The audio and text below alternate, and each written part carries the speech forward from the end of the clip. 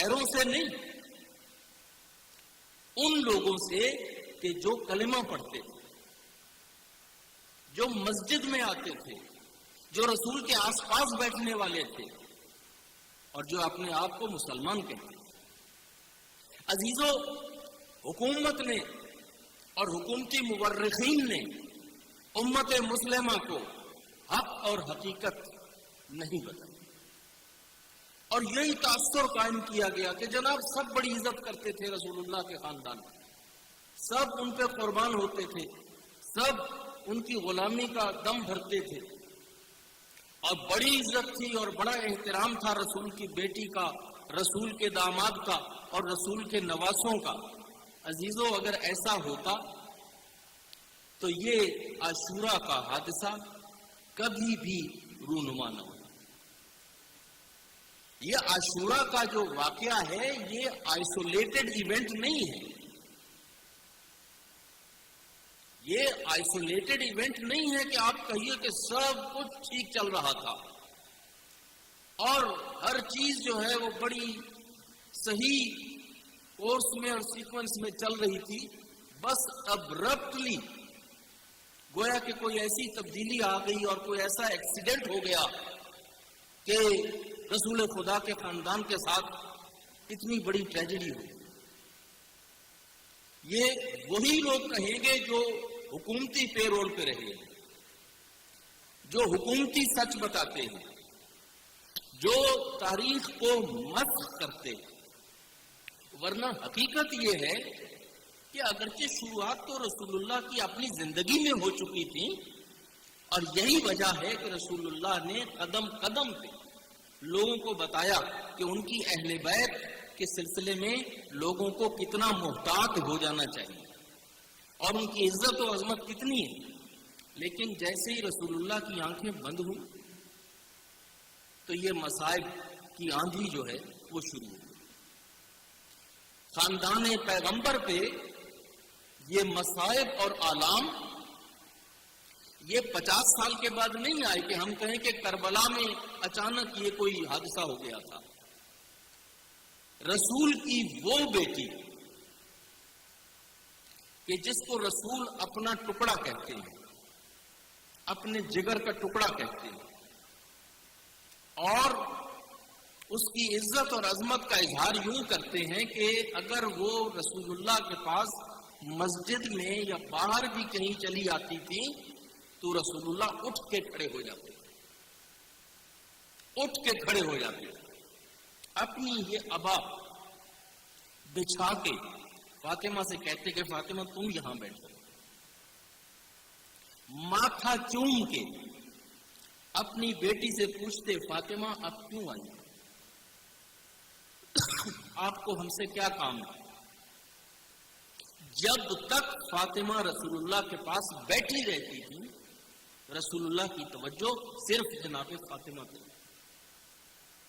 وہ بیٹی کہ جو پوری کائنات سے زیادہ عزیز تھی رسول اللہ کو، یہ اس کا بین ہے جو سنی شیعہ دونوں کتابوں میں لکھا ہے کہ صبت علیہ مصائب لو انہا صبت علی الایام سرنا لیالیا، بابا آپ کے جانے کے بعد میرے اوپر ایسی ایسی مصیبتیں پڑی کہ اگر سفید دنوں پہ آتی تو وہ کالی راتوں میں بدل جاتی۔ اور آپ جانتے ہیں کہ سیدہ زندہ ہی کتنا رہی ہے رسول اللہ کے بعد، 75 دن یا 95 دن، ایک روایت کے مطابق 75 دن اور ایک روایت کے مطابق 95 دن، اور اہل سنت کے نزدیک زیادہ سے زیادہ 6 مہینے، یہ روایت ہے۔ اتنی مختصر مدت میں رسول کی اس بیٹی کا یہ عالم ہو گیا کہ وہ اب جوان 18 سال کی عمر تھی جناب سیدہ کی، اور حالت یہ ہو گئی تھی جیسے ایک ضعیفہ خاتون کی ہوتی، ماتھے پہ پٹی باندھی ہوئی، ہاتھ میں عصا لیا ہوا، اور اپنے نور نظر حسن و حسین کو ساتھ لے کے گھر میں رو بھی نہیں سکتی تھی پابندی تھی کہ گھر میں آپ روئیں بھی نہیں تو جا کے قبرستان میں جنت البقیع میں وہ جو بیت الحزن بنایا گیا تھا اس میں جا کے گریہ بھی کریں. آپ مظلومیت فاطمہ زہرا کا اندازہ کر سکتے. یہ اس ہستی کی بات ہو رہی ہے جو سب سے زیادہ عزیز تھی رسول اللہ.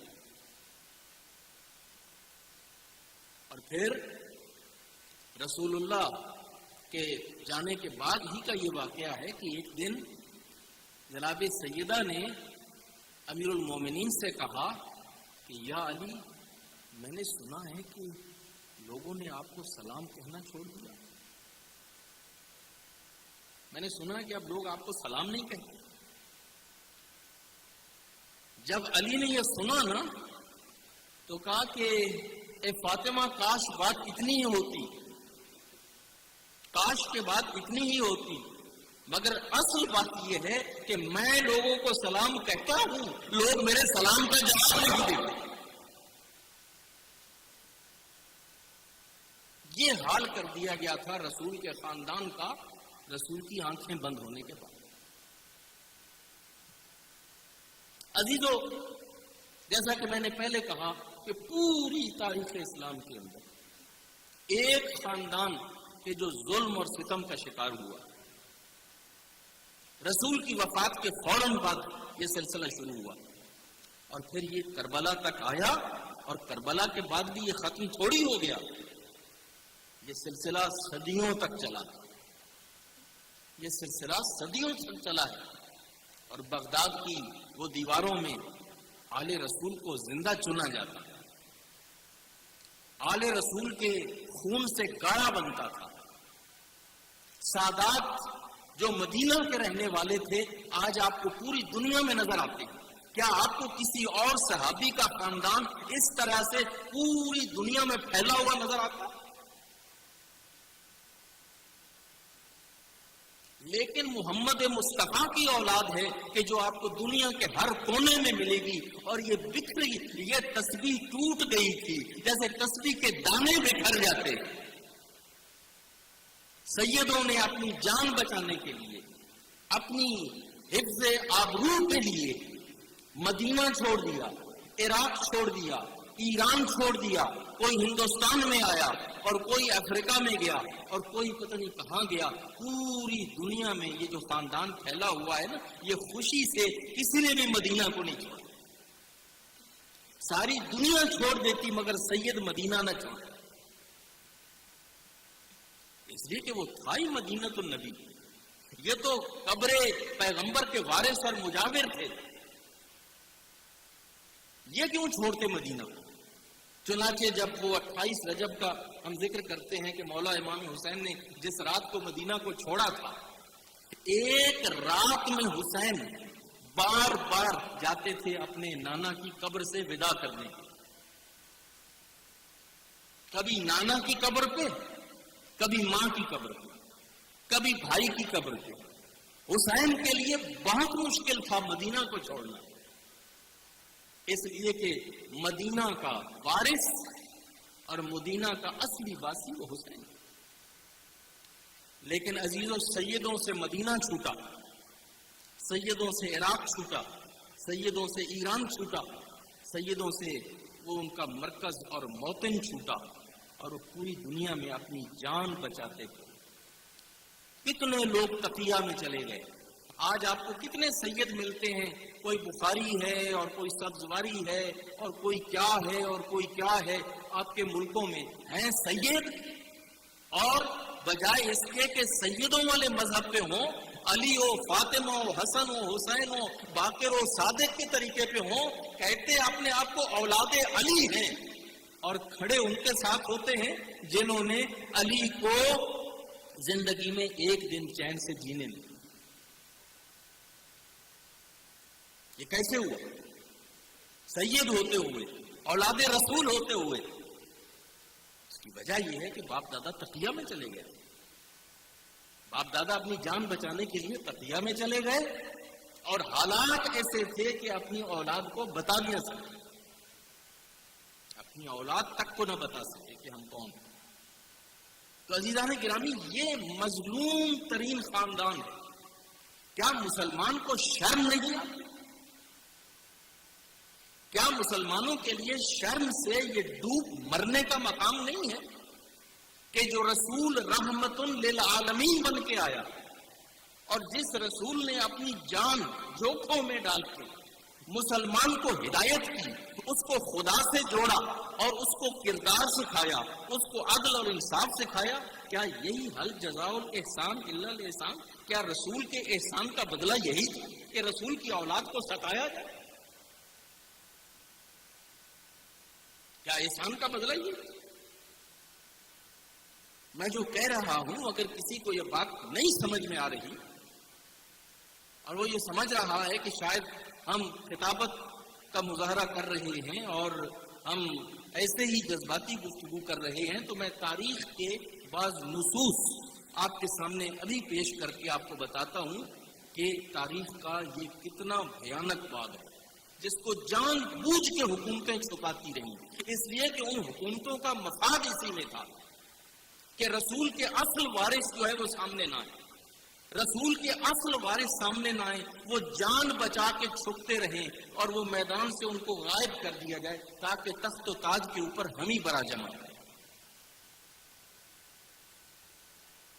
ورنہ رسول اللہ کا خاندان، اب اس کو جہاں سے شروع کرنا چاہیں، رسول کا پہلا محسن اور سب سے بڑا محسن وہ کون ہے؟ وہ آپ کے چچا ابو طالب. چچا ابو طالب سارے جانتے ہیں رسول یتیم تھے اور رسول کے والد عبداللہ کا انتقال رسول اللہ کی پیدائش سے پہلے ہو گیا. کچھ عرصہ دادا نے پالا اور پھر دادا کا انتقال ہوا تو چچا ابو طالب نے آپ کو اپنی گود میں لیا. اور چچا بھی کیسا؟ ابو طالب جیسا چچا، سید البطا، وہ چچا کہ جس کے بعد اگر کوئی تاریخ نے چچا دکھایا ہے تو ابو الفضل العباس دکھایا. اگر دنیا عظیم چچاؤں کو تاریخ میں تلاش کرنا چاہے تو یہ دو چچا، ایک ابو طالب اور ایک ابو الفضل العباس، ان سے بہتر چچا تاریخ جو ہے وہ پروڈیوس کرنے سے اور پیش کرنے سے حاصل. اس یتیم عبداللہ کو، یتیم آمنہ کو اپنی گود میں لیتے ہیں ابو طالب اور کس شان سے پرورش کرتے ہیں، کس ناز و نعمت سے پرورش کرتے ہیں. اور پھر اس کے بعد جب رسول اللہ نے اعلان نبوت کر دیا، وہ پہلی دعوت ذوالعشیرہ، تو آپ کے علم میں ہے نا، دعوت ذوالعشیرہ ہوئی تھی. رسول اللہ نے علی سے کہا تھا کہ یا علی جائیے کھانے کا اہتمام کیجیے، اور امیر المومنین نے وہ کھانے کا اہتمام کیا.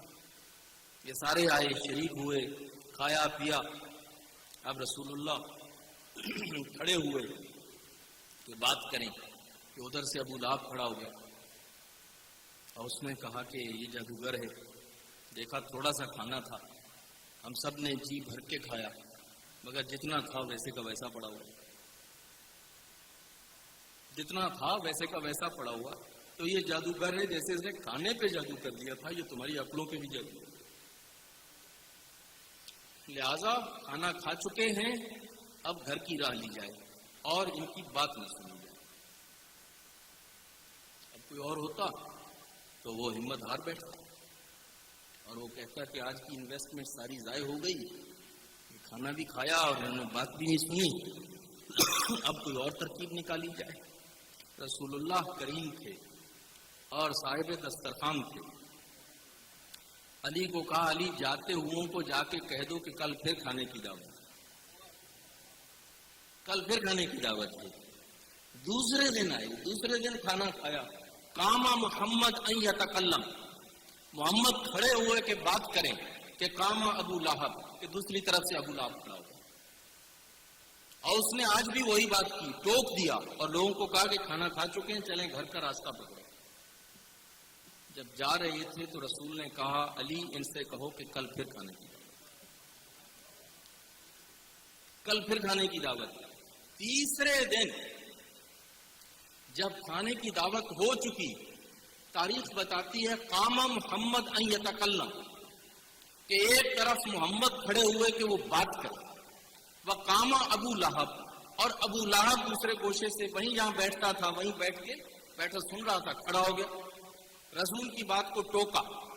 مگر آج تاریخ نے ایک اور منظر بھی دیکھا، ایک طرف محفل میں محمد کھڑے، ایک طرف محفل میں ابو لہب کھڑا ہے، کہ وہ قام ابو طالب، کہ اسی محفل میں سے ایک بزرگ کھڑے ہوئے ابو طالب کے نام سے، اور خطاب کر کے کہا کہ او ابو لہب اسکت، ابو لہب خاموش ہو جاؤ، میں 2 دن سے دیکھ رہا ہوں میرا محمد بات کرنا چاہتا ہے اور تو بات کو ٹوک دیتا ہے، تو بات نہیں کرنے دیتا، اب بیٹھ جاؤ۔ ابو لہب کو بٹھایا اور رسول اللہ سے خطاب کر کے کہا کہ یا ایھا الرسول، یا ایھا الرسول بلغ ما انزل الیک من ربک، او رسول پہنچا دیجئے وہی پیغام جو اللہ کی طرف سے آپ کو پہنچا دیا گیا ہے، واللہ یعصمک من الناس، اللہ آپ کو ان لوگوں کے شر سے محفوظ کرے گا۔ یہ لفظیں آپ کے کانوں سے مانوس ہونی چاہیے، یہ لفظیں آپ کو معلوم ہونی چاہیے۔ یہ قرآن کی آیت میں 18 ذی الحج کو نازل ہوئی تھی۔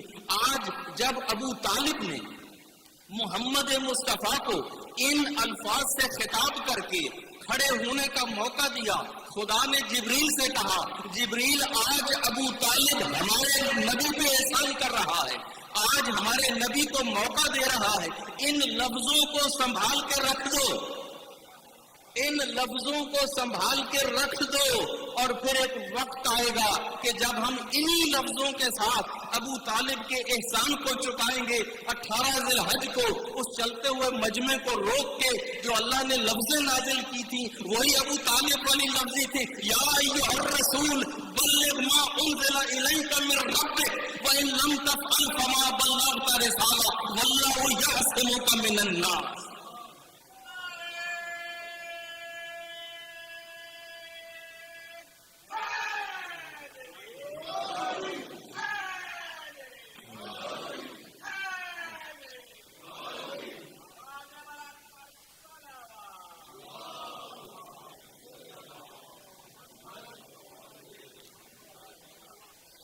ابو طالب ہیں کہ جنہوں نے رسول اللہ کے لیے یہ موقع فراہم کیا کہ وہ اپنی دعوت دے سکے لوگوں، اتنا بڑا احسان ہے ابو طالب کا، اور یہ محسن اسلام ہیں اور کفیل محمد مصطفیٰ ہے۔ اب کیا ہوا، مسلمانوں نے اس کی کیا جزا دی ابو طالب کو کہ ماتا ابو سفیان وہو مؤمن و ماتا ابو طالب وہو کافر۔ سرکاری مورخ یہ لکھتا ہے کہ ابو سفیان مرا تو وہ مومن مرا اور ابو طالب مرے تو وہ کافر مرے۔ یہ دشمنی ابو طالب کے ساتھ، یہ بنو امیہ کی دشمنی تھی اور ان لوگوں کی دشمنی تھی جنہوں نے بنو امیہ کی بھی سرپرستی کی اور ان کو اپنے ساتھ کھڑا کیا بنو ہاشم کے مقابلے میں۔ تو عزیزان گرامی، یہ ایک محسن تھا اسلام کا۔ آج تک مظلومیت ابو طالب یہ ہے کہ آپ کو وعظ ملتے ہوں گے سننے کے لیے، آپ کو ادھر ادھر سے تقریریں ملتی ہوں گی سننے کے لیے، آج تک ان کا مورخ اور ان کا مولوی یہی کہے گا کہ جناب آدمی تو بڑے اچھے تھے اور انہوں نے بڑا ساتھ دیا اپنے بھتیجے کا، مگر یہ ہے کہ وہ تھے کافر، وہ مسلمان نہیں تھے۔ عزیزان گرامی، جس کی جھولی میں پل کے ایک نبی بن جائے اور ایک ولی بن جائے، جس کی جھولی میں پل کے ایک نبی بن جائے اور صرف نبی نہیں سید الانبیاء بن جائے اور ایک سید الاولیاء بن جائے اور جو نبی کا جنازہ پڑھے، نبی کا نکاح پڑھے اتنی بڑی محفل کے اندر، یعنی اس کو تم کافر کہو، اس کو تم کافر کہو۔ لیکن یہ دشمنی ہے ابو طالب کے ساتھ، وہ دشمنی جو ابو طالب کے ساتھ چلی اور آج تک جو ہے وہ دشمنی کا اظہار ابو طالب کے ساتھ مختلف طریقوں سے ہو رہا ہے۔ دوسری سب سے بڑی محسنہ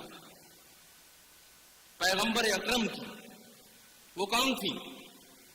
जनाब खदीजतुल कुबरा, उम्मुल मोमिनीन खदीजतुल कुबरा।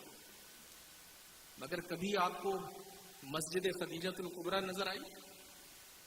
आप जब जाते हैं बड़े बड़े शहरों में, अपने मुल्कों में, आपको सबके नाम की मस्जिदें नजर आएंगी। आप मक्का में भी जाएं तो आपको उम्रा करना हो तो कहां जाना पड़ता? मस्जिद आयशा जाना पड़ता। हर किसी के नाम पे मस्जिदें हैं, हर किसी के नाम पे इदारे हैं। वो एक पागल मौलवी है इस्लामाबाद में, आलूनी मौलवी अब्दुल्ला या क्या, वो उसका भी एक मदरसा हफ्सा है और सब नाम याद आ गए। हफ्सा का नाम याद है, आयशा का नाम याद है और सबका नाम याद है, लेकिन जिसको रसूलुल्लाह ने अपनी जिंदगी में सबसे ज्यादा याद किया खदीजतुल कुबरा, चूंकि फातिमा की मां है, चूंकि फातिमा की मां है, लिहाजा वो मजमून। खदीजतुल कुबरा का तज़किरा आपको कम ही सुनने को मिलेगा। और ये खदीजा कौन है? जिन्हें मलिकतुल अरब कहा जाता था, जिन्हें मलिकतुल अरब कहा जाता था, जिनके पास दौलत के ढेर थे और जिन्होंने रसूलुल्लाह के साथ मिलकर बिजनेस किया और फिर रसूलुल्लाह के साथ उन्होंने शादी की। और ये वो बाकिरदार खातून थी कि उस जमाने में इस्लाम से पहले भी उनका लक़ब ताहिरा था, उनका लक़ब ताहिरा था। तो पाको पाकीज़ा किरदार की हामिल इतनी अजीम खातून खदीजतुल कुबरा। मगर खदीजतुल कुबरा की उम्र बढ़ा बढ़ा के दिखाई जाएगी क्योंकि वो तो बुढ़िया थी, वो तो बेवा थी, उनकी तो वो ओवर एज थी और रसूलुल्लाह ने उनसे शादी की। और दूसरी तरफ उम्र इतनी कम कर करके दिखाते रहे कि आज फिक्र पड़ी हुई है, अब उम्र फिर बढ़ाना शुरू कर दी है। एक सलावत पढ़िए बाबा से।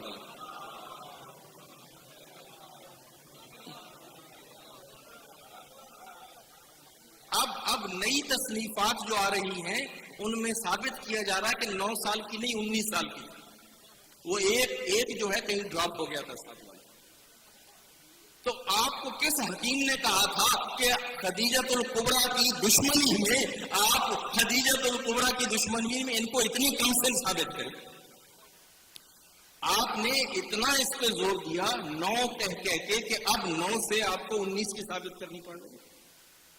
आप जाके देखिए, बड़े मशहूर मुहक्किक हैं, आलिम सैयद सुलेमान नदवी, ये शिबली नोमानी के बड़े एबल शागिर्द थे और जिन्होंने उनकी सीरत की किताब को मुकम्मल किया है, सीरतुन नबी शिबली नोमानी।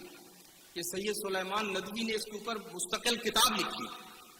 आप इंटरनेट पे चले जाइए, जावेद गामदी का इसके ऊपर क्लिप है, जावेद गामदी को सुनिए और इनके अलावा तकी उस्मानी को सुनिए। ये कितने ही स्कॉलर्स हैं जो अब पूरी कोशिश करके साबित कर रहे हैं कि नहीं जनाब वो 9 साल की नहीं थी, वो 19 साल की थी। अभी 19 से बात 29 पे आएगी।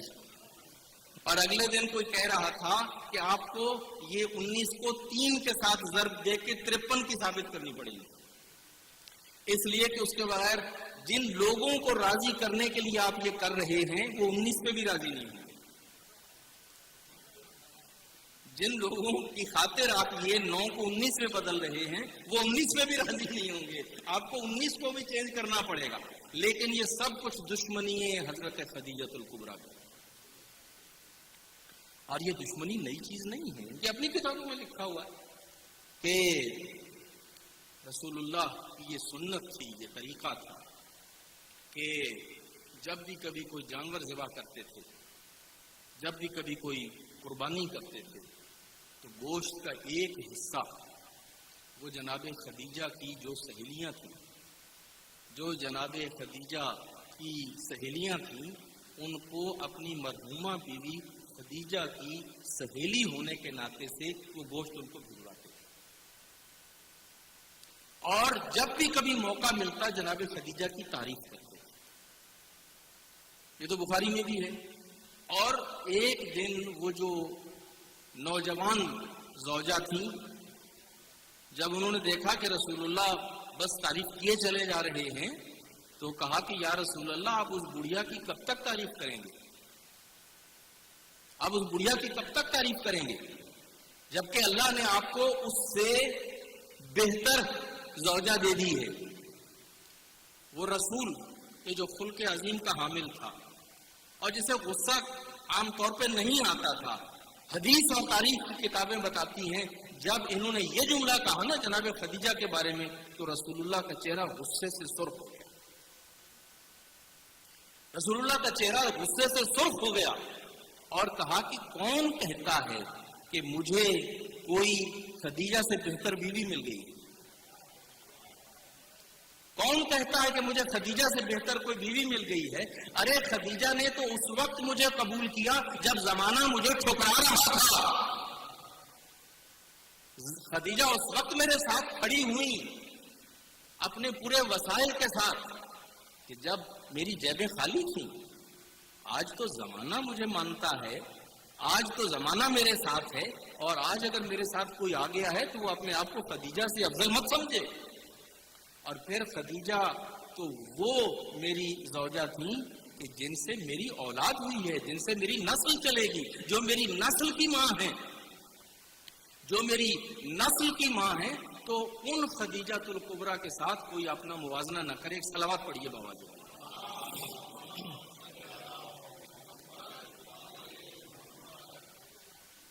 तो अजीज़ान किरामी, जनाब खदीजातुल कुबरा ये दूसरी मजलूम है तारीख। अबू तालिब पहले मजलूम, खदीजा जो है दूसरी मजलूम है। और जनाब खदीजा का तज़किरा, जैसा कि मैंने कहा कि खाल खाल ही आपको सुनने को मिलेगा। और फिर आगे बढ़िए, सबसे पहले मजलूम जो पैगंबर अकरम की आंखें बंद हुई और जिस पे जुल्म हुआ, वो अमीरुल मोमिनीन अली इब्न अबी तालिब।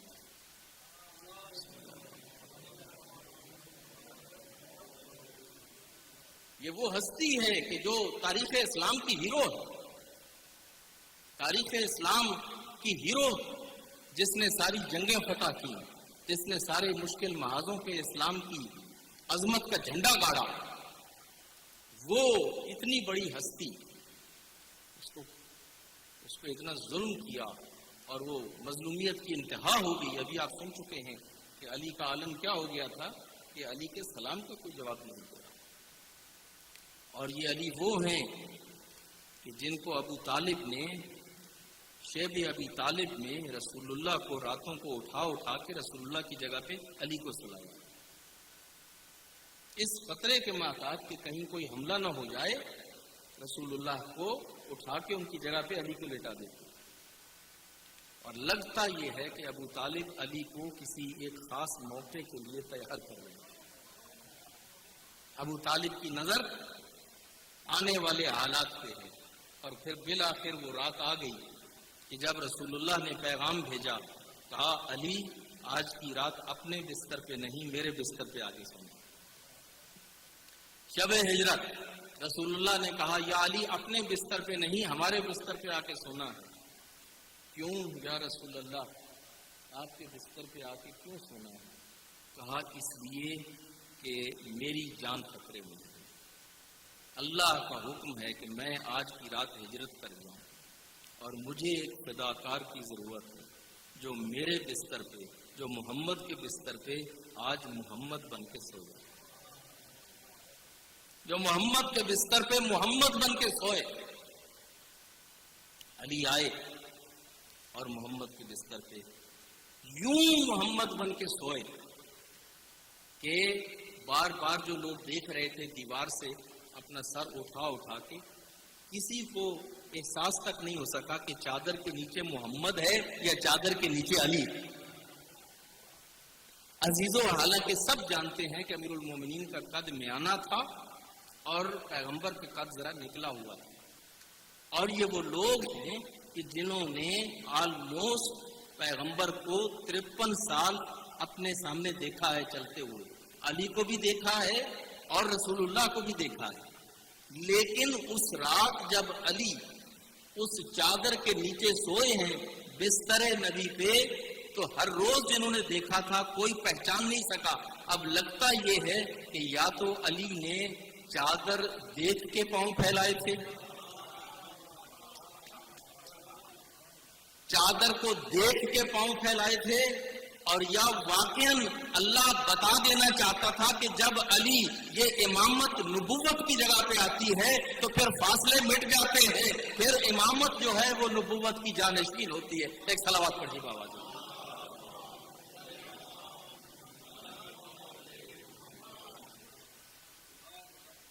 پوری رات نہ سونے والا اور عبادت کرنے والا آج یوں سویا کہ فرشتوں کو آ کے صبح جگانا پڑا۔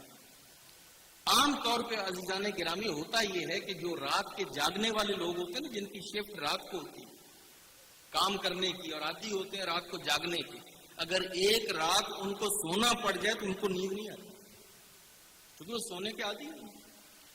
اور جو رات بھر سونے کے عادی ہوں، اگر ایک رات آپ ان کی ڈیوٹی لگا دیں کہ آج آپ کو جاگنا ہے تو وہ جاگ نہیں سکتے، وہ بیٹھے بیٹھے سو جاتے ہیں، اس لیے کہ ان کی عادت یہی ہوتی، ان کی عادت جاگنا ہے، ان کی عادت سونا ہے۔ وہ پوری رات کے جاگنے والا آج یوں سویا کہ صبح فرشتوں کو آگے اٹھانا پڑا۔ معلوم ہوا علی نہ عادت کے محتاط جاگتے تھے، نہ علی عادت کے محتاط سوتے تھے، علی اس کو بھی عبادت سمجھ کے رات جاگتے تھے، اور آج عبادت سمجھ کے علی سوئے۔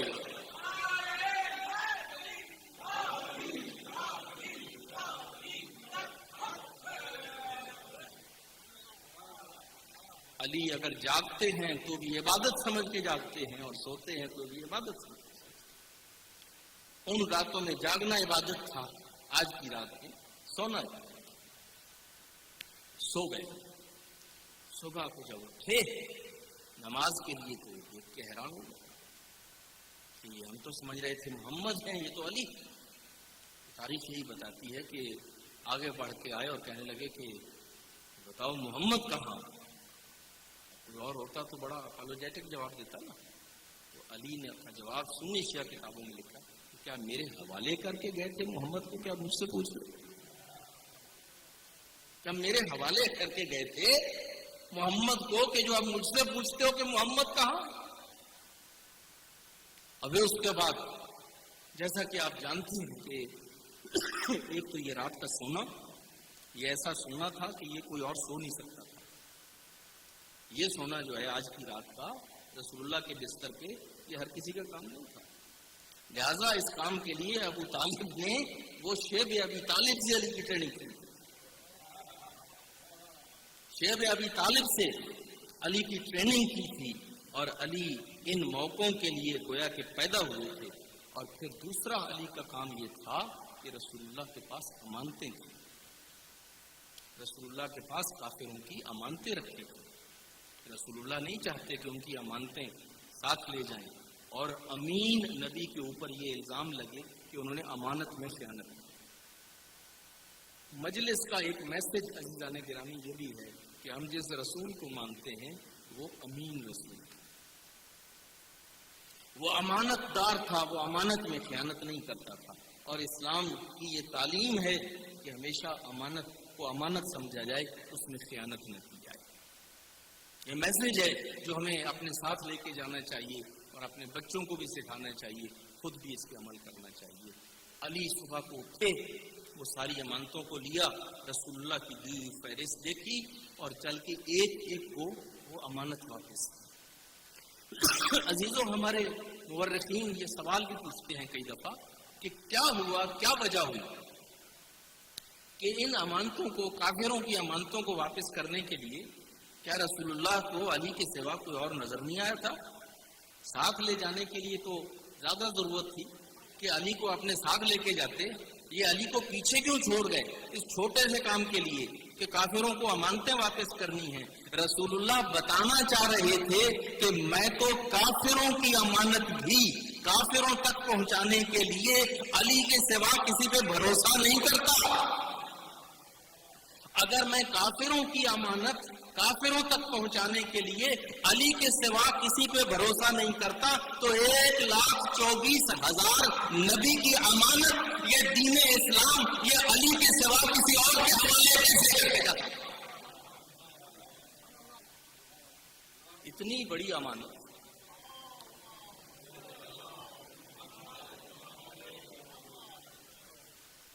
علی مرتضیٰ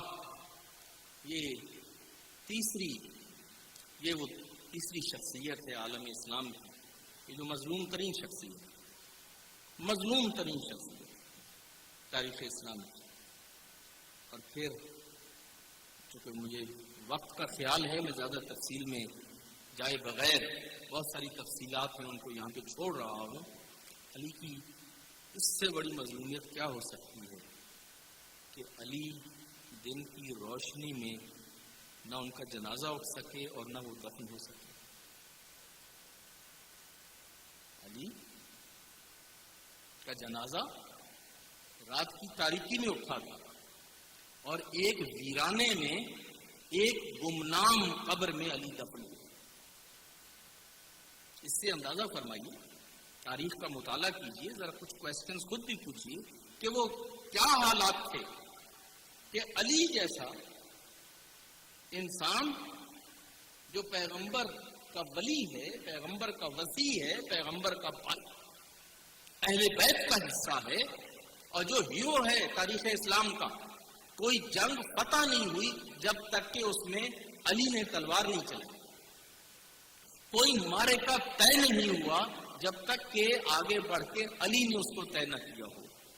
وہ علی، اس کی یہ صورتحال ہو گئی تھی امت اسلامی کے اندر کہ اس کا جنازہ بھی رات کی تاریکی میں اٹھے گا اور ایک ویرانے میں دفن ہوگا، اور پھر وہ قبر گمنام رہے گی علی کی، تاں کے کہ امام جعفر صادق علیہ السلام آ کے اس قبر کو بتائیں گے کہ یہ قبر میرے جد علی کی قبر ہے۔ امام صادق سے پہلے تک وہ قبر صرف اہل بیت کے افراد کو معلوم تھی اور امت مسلمہ کو کسی کو معلوم نہیں۔ یہ مظلومیت نہیں، اس سے بڑی مظلومیت کیا ہو سکتی ہے کہ کوئی انسان اتنا معاشرے کے اندر مارجنلائز کر دیا جائے اور اتنا زیادہ خطرات کا شکار ہو جائے کہ اس کا جنازہ بھی نہ ہو سکے، وہ ایک اس کا جلوس جنازہ نہ ہو، وہ دفن نہ ہو سکے دن کی روشنی میں، اور اس کی قبر جو ہے وہ گمنامی میں ہو۔ یہ تاریخ، یہ اس کے اوپر سے بڑی آسانی سے آنکھیں بند کر کے گزر جاتے ہیں۔ نہ اسکول ٹیچرز بتاتے ہیں، نہ یونیورسٹی کے پروفیسرز بتاتے ہیں، نہ مولوی ملا بتاتے ہیں، نہ ریڈیو ٹی وی بتاتے ہیں کہ بٹوین دا لائنز کیا ہے، وہ کون سے حالات میں تھے، وہ کون سے حالات تھے کہ جو آپ کے بھی خلیفہ راشد ہیں، چلیں ہمارے امام نہ صحیح تو آپ کے خلیفہ راشد تو ہیں، وہ کہ وہ اس طرح گمنامی میں دفن ہوتے۔ اور پھر عزیزو، علی کے بعد جناب فاطمہ، وہ رسول کی بیٹی جو جگر گوشہ رسول، کس عالم میں وہ کس طرح سے اس دنیا سے گئی۔ نہ صرف یہ کہ اس سے حق چھینا گیا، اس کو جھٹلایا گیا، باپ کی لکھی ہوئی تحریر کو پھاڑا گیا، اور پھر اتنا ہی نہیں، جب اس کے دروازے پہ آتے ہیں، اور یہ دروازہ کون سا ہے؟ یہ وہ دروازہ ہے جہاں رسول اللہ بھی صلوات پڑھتے ہوئے اور قرآن کی آیتیں پڑھتے ہوئے آتے ہیں۔ یہ وہ دروازہ ہے جس پہ فرشتے بھی احترام سے آتے ہیں۔ اس دروازے پہ جب لکڑی اور آگ لے کے آئیں، اور پھر جب دروازے پہ فاطمہ آئیں اور کہیں کہ کیا تمہیں معلوم نہیں ہے اس گھر میں فاطمہ رہتی ہے، اس گھر میں فاطمہ کے بچے رہتے ہیں، تو کہا جاتا ہے کہ پھر کیا ہوا؟ پھر کیا ہوا کہ اس گھر میں فاطمہ رہتی ہے، فاطمہ کے بچے رہتے ہیں؟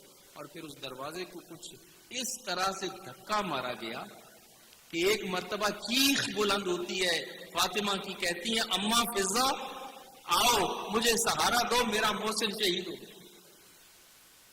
اماں فضا آؤ مجھے سہارا دو کہ میرا محسن شہید ہو گیا۔ اور پھر جناب سیدہ وصیت کر کے جائیں کہ میرے اب مرنے کی خبر ان کو نہ دی جائے، میرے جنازے میں شریک نہ ہوں۔ رات کی تاریکی میں جناب سیدہ دفن ہوتی ہیں اور ان کے جنازے میں بھی کوئی شریک نہیں ہوتا، اور نہ ہی علی نے کسی کو بلایا۔ یہ مظلومیت کا باب نہیں ہے تو کیا ہے؟ یہ تو مدینہ کا سب سے بڑا جنازہ ہونا چاہیے۔ یہ رسول اللہ کی بیٹی ہیں، یہ ذریت رسول ہیں، یہ دختر رسول ہیں، اور ان کا جنازہ ہے، تو یہ تو بڑی شان سے اٹھنا چاہیے تھا، لیکن کیا وجہ ہے کہ رسول کی بیٹی ایک گمنام قبر میں دفن ہو گئی۔ علی نے ان کو گھر ہی کے اندر دفن کر دیا اور جنت البقیع میں جا کے کئی قبریں بنا دی کہ جن میں سے معلوم نہ ہو سکے کہ کس قبر میں فاطمہ دفن ہے، اور اس کی وصیت خود فاطمہ نے۔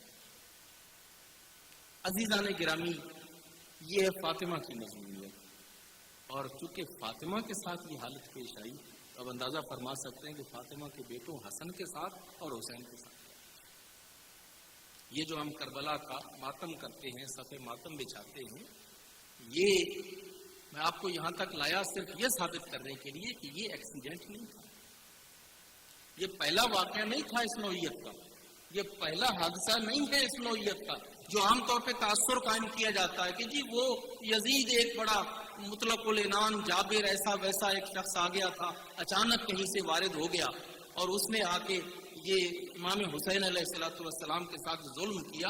عزیزو، ایسا نہیں ہے۔ آپ ان سے پوچھیں کہ اگر یزید نے حسین کے ساتھ یہ ظلم کیا ہے تو حسن مجتبیٰ کے ساتھ ظلم کس نے کیا؟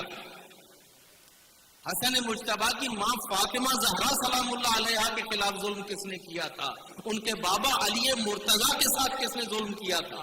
آپ چلتے چلتے اوپر چلے جائیے، آپ ثابت کر سکتے ہیں کہ پیغمبر اکرم کی آنکھیں بند ہوئیں اور اہل بیت کے ساتھ ظلم شروع، اور یہ خاندان ہمیشہ مظالم برداشت کرتا کرتا کرتا اب کربلا۔ لیکن عزیزو، یہاں پہ بھی ایک فرق ہے۔